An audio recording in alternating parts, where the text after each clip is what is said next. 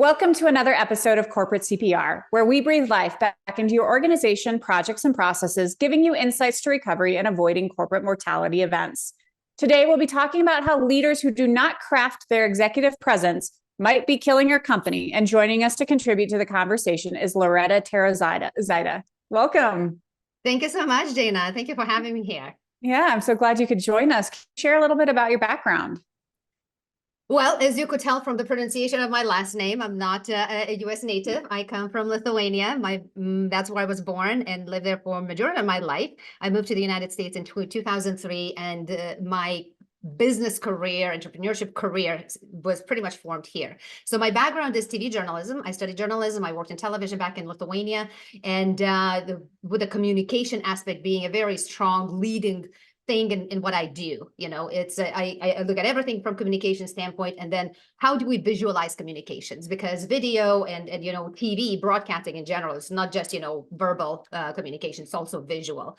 So I bring about cumulatively 20 years of experience by being a journalist, video producer, and communication strategist developer. Excellent. Well, let's lay some foundation and just start with a basic question. Why should anybody care about executive presence to begin with? Well, the reason why is because people are visual and they engage with people who can express themselves well, right? Especially when we talk about executives, they're leaders of the company, they're the face of the company. So when you're in that position, your authority by default is high, right? So you have to present yourself in a certain manner. You have to know how to be clear in your communication. And unfortunately, a lot of times people who come from technology backgrounds, and I work a lot with B2B technology companies specifically, they are not being taught in the early ages how to get there into an executive level, so they're really good at being engineers, at being technical people, know their role, know their backgrounds, can lead R&D teams seamlessly. But the moment you ask them to tell a story, the moment you ask them to explain that simple technology idea in a human, form so that anybody could understand, they struggle with that. So all of this, essentially comes with building that executive presence to get to where you want to be in the career, and then be that face of the company that, customers relate to, investors, different, industry experts who can see you in that manner, by extension, trust the company that you work at. I assume there's no right and wrong when it comes, well, at least not black and white, right and wrong when it comes to executive presence, because, as I think about it, you have a Steve Jobs or a Jack Welch, and they come off completely different. And Jean Leger, who used to be at T-Mobile, I can't remember where he is now. He seems very casual, and even, I believe, would swear at his town halls. So how do you define what executive presence is effective? Yeah, it's a very good question. I mean, we definitely have people who are naturally just leaders. They whatever they do, however they appear, they are relatable. They are connecting naturally, right? And you can't really squeeze them into a specific structure because it's going to be out of their element. So you always have to go with the flow, and kind of that's what I do when I work with executives, right? What's their element? If I see them presenting on stage, if I see them talking to people, what's their element? What are they comfortable in? So when I coach them, I try to find and extract that element, because it's their natural them. It's what's going to come most naturally to me. Now, when I said earlier that engineers who are not trained to be good communicators, right? You have to get them to that level. You have to have them believe in themselves enough that they can do it, that it's okay, to be yourself. You don't have to pretend to be somebody that you're not, just to be in that level. So that the word authenticity, right, is hot these days, but it truly is the authentic you, right? And how you appear on stage, how you appear in front of your employees, how you communicate with your peers, it has to be the same flow, so that people don't think that they saw you on stage and you were sounding one way, and then see you in person and you're a completely different person. These two have to live together, so to your point, there's no right or wrong. It's just some people are naturally good at having that, exuding that presence, and they are themselves, that they're not afraid to be themselves. And some people just need to get there, they just need a little bit like, ooh, to believe and to, especially if they want to climb the career ladder, right? They have to have a little bit of that push and training and coaching to get themselves there. And I struggle with the authenticity thing because I completely agree. You do have to have the same essence, I guess, across all your communications. But what I struggle with how people use it today is usually when a lot of people talk about it, it's almost like an unfiltered version of yourself. And I assume that with executive presence, there's elements that you're turning up or turning down, meaning, maybe your tendency is to be too transparent, talking about other people, right? And like on the verge of gossip, right? And maybe that's not going to help stem a good culture within your organization. So I assume there's elements that you have to, like with anything in leadership, you're like, I want to see more of this in myself and less of this. Yeah, when I say authenticity, I'm not talking about leaders who go on LinkedIn and they start crying, right? To show their authentic self. That's not that when I talk about authenticity. I'm really talking about how do you extract your values, who you are, what drives you externally, and be able to lead with that internal drive that you have, internal wish to become somebody, right? And then how do you express that through communication, through how you talk to employees, through how you share what's in your head, through all the communication strategies when it comes to executive communications, right? How does that come across from you as a leader that connects people together? That's what I'm talking about when it comes to authenticity, right? And everybody brings their own experiences to life. So sharing your struggles, is authentic. You don't have to cry, but you can admit that, guys, I failed, I did not execute. I gave you the wrong guidance. I gave you the wrong direction, right? I'm committing to communicating clearer, right? To being more transparent, knock on my door, come in and I'll answer the questions, right? That's the type of presence I'm talking about, and I always,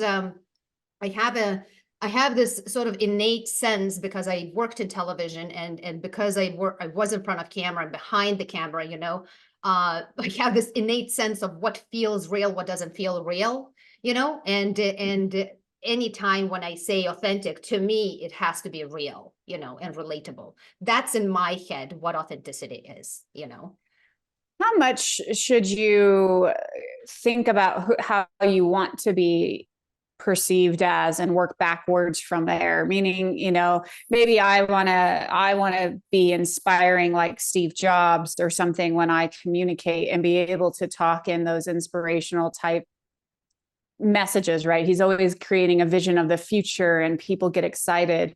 How much do you recommend doing that? Or do you start at, well, maybe storytelling isn't my strength, and so that's not the part that I should be leveraging the most? How do you approach the perception that you want to portray? It's kind of it's difficult to answer that because as people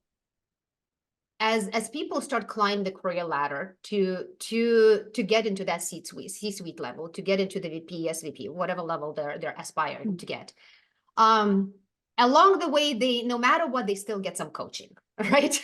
Because there's corporations who have communications departments, they have all this infrastructure built in to help them communicate, who they are, help them shape how their PowerPoints should look like, how their, town hall should look like all of this comes with an infrastructure, especially in large organizations, right? So there's a difference, large organization versus smaller organizations, right? There's a massively huge difference how one is prepared to be a leader, right? So in what kind of steps to take, there's really no rule, honestly. When I do work, I ask very specific questions. What's driving you? What have you been succeeding in the past in your roles?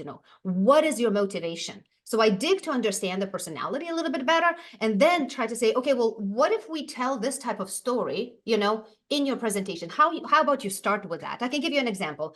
I was talking to a lady. She is one of the startup co-founders, right? And I was doing some research about startups, kind of shaping my own, offer. I was doing some customer research at that moment. And I reached out to her, we're connected. And then she started sort of giving me input. And I said, well, what are your struggles? I kind of asked this question randomly. She said, you know what? I'm doing presentations, for investors. We're just not getting investments at all. I said, okay, why? Well, they keep asking, tell me a story.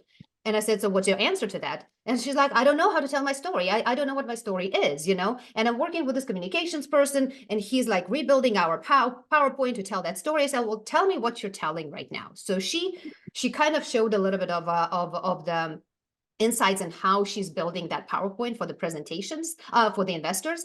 And all I heard when I was listening was mission statement, values, these like very corporate sounding statements. And I'm like, well, here's the reason why, because you're not truly telling the story. You're just putting the slogans out there that are not really connecting with investors. Investors are looking, to what's driving you, why did you co-found this company? Who are these people that you're serving, right? And then she told me, this, again, she randomly started talking about, and that's where I dig in. I said, so tell me how you founded it. She started telling me about this, whatever random person, random kid, somewhere. And that was the inspiration. I said, you just told me the story. That's what the investors are looking for. That's what people are looking for. So there's no formula, of what steps to take. It's truly, how do you align? What do you want to be like, right? Like you said, do I want to be like Steve Jobs? Do I want to be like, Elon Musk? Do I want to be like somebody else? Or do I just want to be like you? What are my values that are driving me, right? How do I want to come across as a leader? So, and if storytelling is not the strength, don't go there. Maybe cracking jokes is your strength. Maybe you are naturally a humor loving person, and you're quick to think on the spot, and you just crack a joke and sarcasm or something, right? Without obviously insulting employees or people around you, but maybe that's your thing, right? And you can't uncover that until you literally have to analyze yourself a tiny bit, to understand what your drivers are. I struggled personally with that as well. It's like, I had this opportunity to answer several questions about leadership, and I'm like, ooh, what kind of leader am I? So I sat down, and I'm like, well, what am I? I've never been given an opportunity to answer those questions myself. So it requires a little bit of thinking, right? What's driving you? And uncovering it, right? And then testing a little bit, and just testing it out, seeing what sticks. If video is your medium, communicate through video. Sometimes people are so much better on video than on stage, and obviously as a leader, you have to be able to master both and be good enough at both. But if, let's say, you hate writing, through the internal communications infrastructure, use video. I hate writing. I always use video. Like, even for me, talking is so much easier than just sitting down and writing exactly the same thing on paper. Even though I know what I want to say, but writing just somehow doesn't come easily to me. So I use video as a medium, or, verbal communication as a medium for myself. So those are the things, that we normally uncover, right? And when I coach executives on camera, I can tell right away where they're jiving. Sometimes they would come in confidently and say, oh, I'm good on stage. I've done presentations 1,000 times. So I always shut my mouth and think, okay, this is different. We'll just have to uncover how different it is for this particular person who just walked in the door. And you can tell they're so comfortable on stage, but they're sweating on camera because it's just a different medium, or vice versa. Or they're amazing on camera. They go on stage, it's a completely different person. So you have to balance it out, right? And you have to find what suits you, what format suits you. And then in the end, you'll have to grow into certain uncomforts, discomforts, I should say, to become comfortable. How as a leader, and obviously, we're talking about, well, it feels like we're talking about like CEOs and people at the top, but any leader could be the CEO of their department. And so it's very transferable, even if you're not having communication people writing your speeches or whatever. But True. Anyway, where I was headed with all of that is how do you how do you start to understand how people are perceiving you and your executive presence? Simplest way is just to ask the questions. It may be uncomfortable to realize what the answers are, but you will not know where to improve unless you truly ask your audience, your people, what they think of you. It is a very it is uncomfortable, but it just brings so much clarity, because then okay, I was not clear in my delivery, and that's why it caused confusion in executing this particular project, this launch or product development, or whatever the case is, right? So where are my gaps in my communication, right? I will never be able to know it myself. None of us know it ourselves because we think we communicate so clearly. Everybody is crystal clear about what we have to say. But there were several instances, in observation that I've observed, and even from my own perspective, as a leader of department, I'm like, people are not getting, some getting, some are not. So I'm delivering exactly the same information to different people, and they're consuming it differently, right? They're digesting it differently. So it all stems from how what default thinking, the audience has, how they consume, because everybody's thinking from their own perspective. Oh, I'm in charge of this little piece. I don't need to pay attention for this other thing. So unless they're not mentioning my little piece, I don't care about it. But they don't think that this little piece actually builds the whole puzzle together. And they have to understand everything, right? So from the executive perspective or leader of department perspective, you have to understand the business so well, all the touch points so well to ensure that everybody understood your message, right? So if you're, let's say, if you started your career as a, junior engineer, then you became senior engineer, then you become a department leader, you've pretty much gone through all these layers of development, right? Of running the business or building a product or service or whatever the case is. So that's what positions you to be a leader of the department, because you've gone through all these steps. But as a communicator, you don't realize that your career at that level is not the same as people at the bottom. So they're just learning to be and understand, your level of concepts or your level of requirements, right? So you have to remind yourself to always get to that level of somebody who's just starting, somebody who's learning some things, with the notion that they will not know everything that you as a leader know. So which means, the crystal repetition, the repetition of the message, the crystal clearness of the message is very important. One way to do that is also, as you run the meeting and you finish the meeting, ask the question, how did you understand it? What do you think our to-do tasks are, right? What are the next steps? Give them the opportunity to answer. This is also indication that they actually get what you wanted to say. Yeah. Do you think there's a point where, or I guess, can leaders be too relatable, like to the point where maybe people don't look at them as a leader because they're too they maybe overshare, or I don't know, or maybe they don't act professional enough, or I can't really think of specific examples. I understand what you're saying. Again, the way I understand relatability is probably different in how you're asking, right? When we think about relatability, in my brain, that means what I just described as an example. That means I understand your role. I understand where you're at. I'm not relatable because we go play golf together, or because we have 5 kids, or because we have divorced.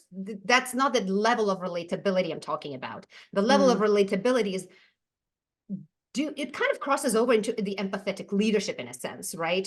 Do I understand what shoes you're in order for you to help me to run this business successfully, right? And because if you're in that position of leadership, if you're running the team, like I said, you've gone through all these layers and steps of growth. So your knowledge is that much more deeper than somebody's, who's just joined, like a new college grad, for example, just stepping into the world, right? You can't expect the same level of knowledge and execution as you would from somebody who's a step lower than you. So that's the type of relatability I'm talking about. Are you translating the information that the receiving party can relate to? Yeah. And that makes sense. And I guess, it's interesting that we're talking now because I've actually been thinking personally a lot about executive presence. And I guess sometimes I feel like almost like I'm not grown up enough. I know that it might be a funny way to phrase it, but yeah, what do you mean by but that? it like, because when I think of really senior leaders, everybody I've come across in my career, because I've always worked in large organizations or I've, studying large organizations, and they're uber professional in the way they speak, the topics they speak about, and I don't find them to be, I haven't come across them where they're maybe that vulnerable. And again, not talking about crying, like you were saying, not like that type of vulnerability, but kind of I'm going to let you in and see who I am behind this professional facade that I have.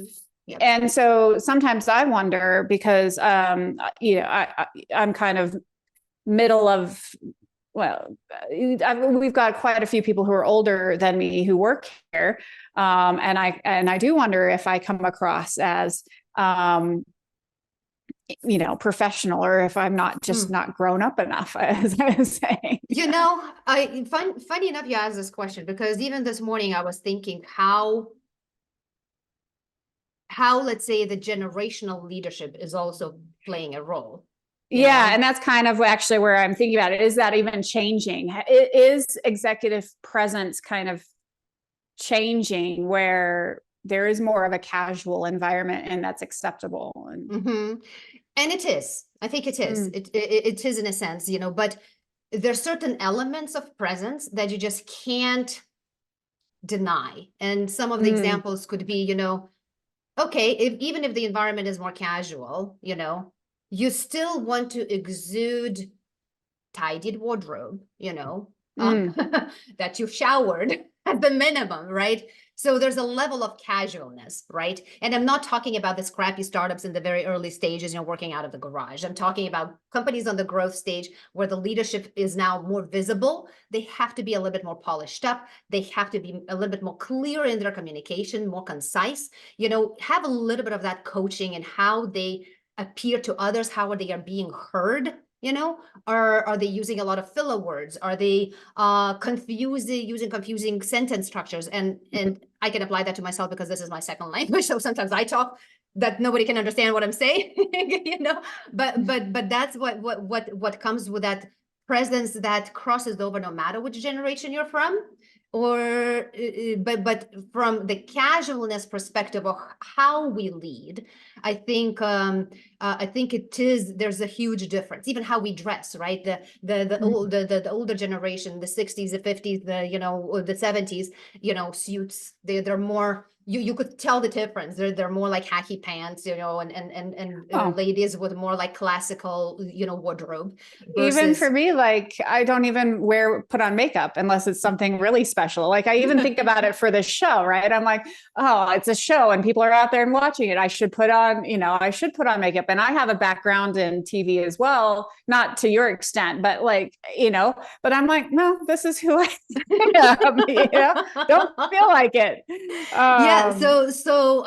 My tip to that would be sometimes just try to put it on, and see if that makes you feel differently, see if you see the difference, how you, let's say, do it without the makeup and then watch yourself back with the makeup or with slightly different wardrobe, same for me, we all now work from home, right? And I knew that this recording was happening. So I'm like, okay, in the morning I'm putting on makeup. It's like a default for me. I don't even have to think if I'm going somewhere, if I'm doing something like this, makeup is like a default for me. A simple shirt, something that's not distracting, and that's it, right? But if I'm just doing regular meetings and calls, I rarely wear makeup.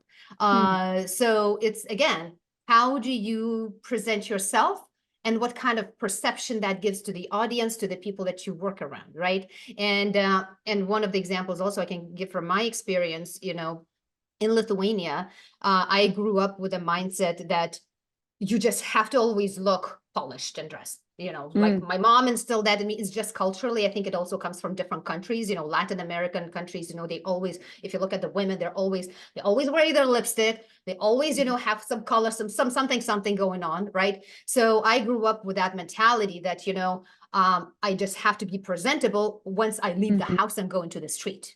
Mm. So no matter where I go, to the store, to the movie, to school, college, wherever I was going, I knew outside of the house, I have to dress a certain way. So I remember when we moved to the United States and we lived in Silicon Valley for about 17 years. And Silicon Valley is all engineers, it's all developers, it's like a completely different environment. I go to the store all dressed up with a makeup, and everybody's looking at me like I'm cuckoo.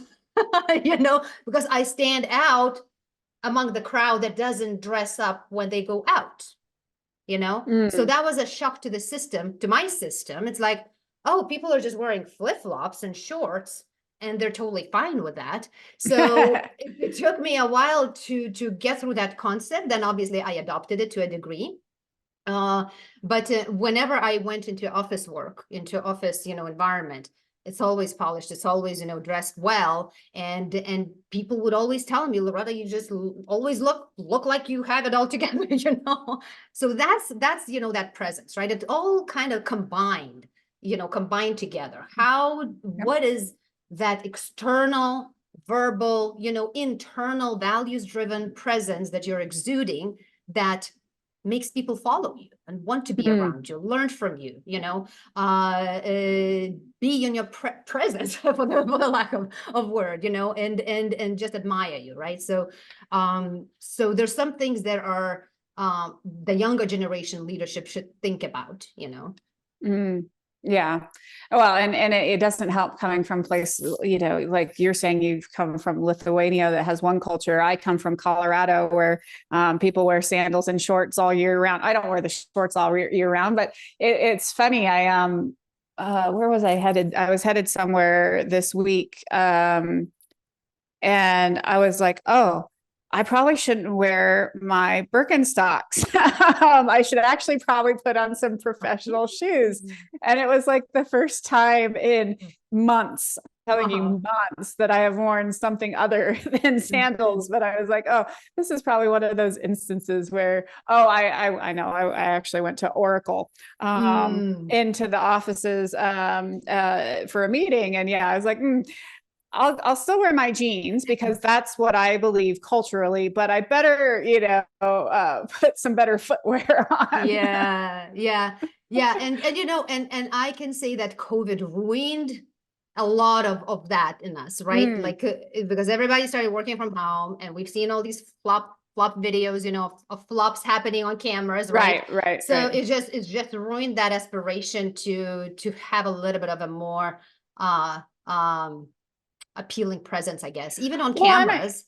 I think it is important that, like, there is a balance, right? Like where you were saying, well, you shouldn't show up like you've taken a shower. Like sloppy doesn't instill quality, I don't think. Like I think there is a level of, you can be too casual and you can be too, not taking care of how you appear, and that can actually affect your work, like you're saying, and I know there's a lot of philosophies out there where they do say, oh, you should show up in a suit. Like I've read about people who never get on a long haul flight without wearing a suit, and I'm like, and to them it's about maintaining that brand and maintaining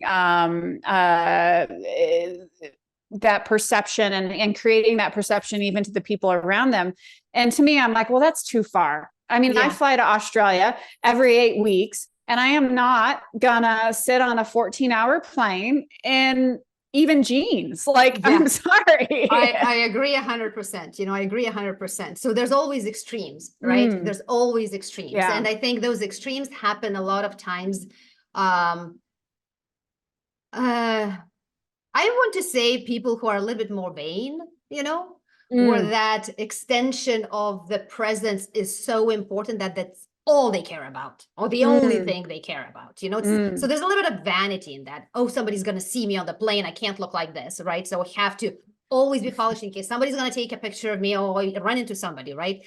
And um, so I think there's a little bit of that, but again, probably more with a younger generation when it comes to the vanity. The older generation, I think that type of attire for them is just so natural that, you know, they just don't feel discomfort in them, you know, Right. in wearing these That's certain fair. things, you know, because they're just, it's like their second body, you know, it's their Mhm. uniform, you know, so for them, it's not uncomfortable.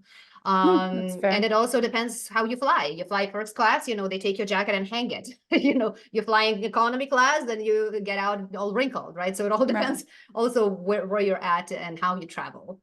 And so the philosophy I've put on is I try not to be sloppy. That's like, even on the plane, like I may wear soft pants or whatever. And I actually just bought a pair because the ones I had been wearing were teal. And I'm like, you know what? I can go buy the same ones in black and that will just look just slightly Different.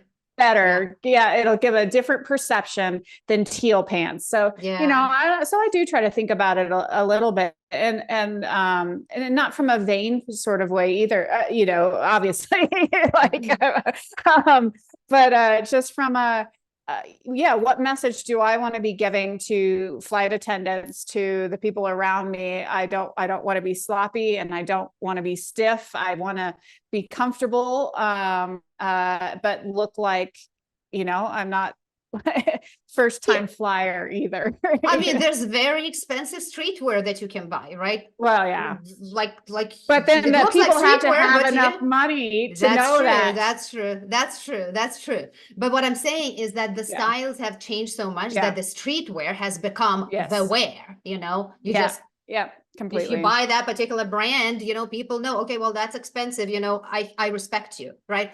So there's a lot of things going on when it, you know, we shifted a little bit towards that wardrobe section, but there's a lot of things going on, you know, when it comes to that wardrobe, you know, it's if you know that it's expensive, then you feel more, you know, people will respect you more. But to those who don't know that this is inexpensive, they might see, oh, you're just in leggings, you know. Right, Big exactly. deal. Don't know that they're $500 leggings. Yeah, they wouldn't know, right? Yeah. One of the questions I did have, though, taking it back more to the overall package, I guess. Is there a difference between, I know you said authenticity is important and in that thread has to be there regardless of the audience you're speaking to, but what are the differences from speaking externally to internal communications? So externally, when we communicate externally, you know, you always have to think as a leader of the company or business unit, depending which level you're in, or the founder of the company. You're the extension and the face of that company. So there's just simple rules when it comes to media, right?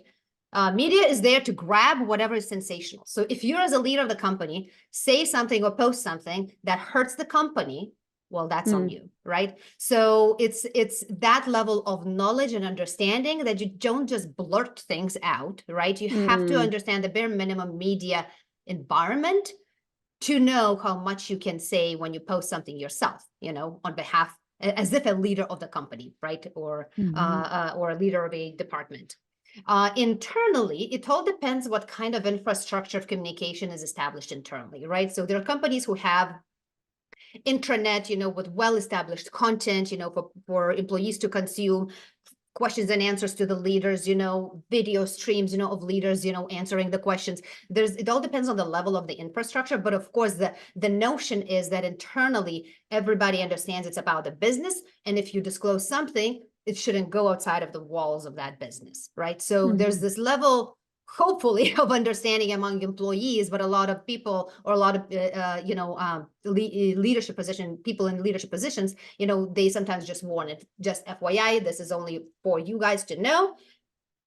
XYZ information, you know, shouldn't be going out of the wall, outside of the walls, so of the building. So that's the difference, right? How do you disclose information, to what level, to what depth? Anything generic externally, just to continue building brand awareness, saying, hey, I'm working for this company, I just attended the event. You know, there was one post that I just saw of one of the of the executives that I used to work with that he was attending an event and he posted some selfies. He posted some booth environment from that event, and I'm like, well, that is awesome. And he just literally wrote like 3 sentences, pitched a little bit of the product, but kind of tied it all to his experience.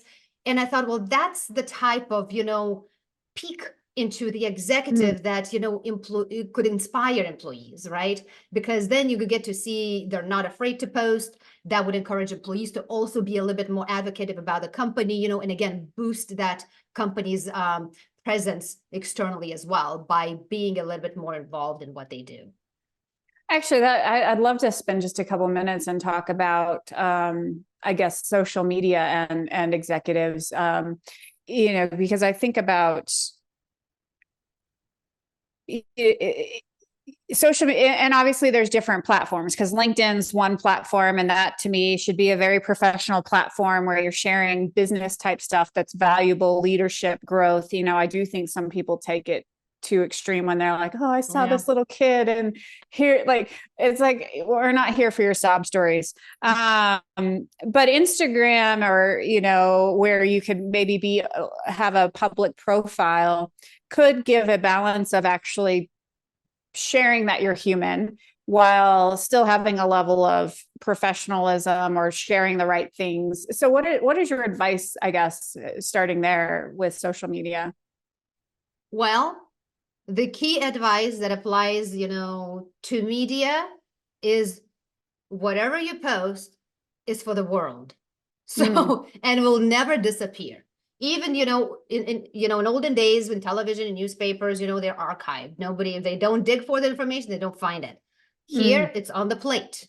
So just having the mindset that whatever I'm posting will stay there forever, will be able to be seen, found by anybody, dug up from, digital archives by anybody.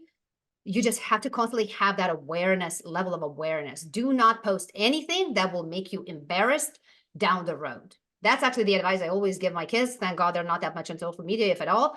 And it's like, you just have to know there's boundaries, right? And that, and again, it was interesting. Somebody suggested to me, I have Instagram, I have Facebook, but I hang out on LinkedIn primarily.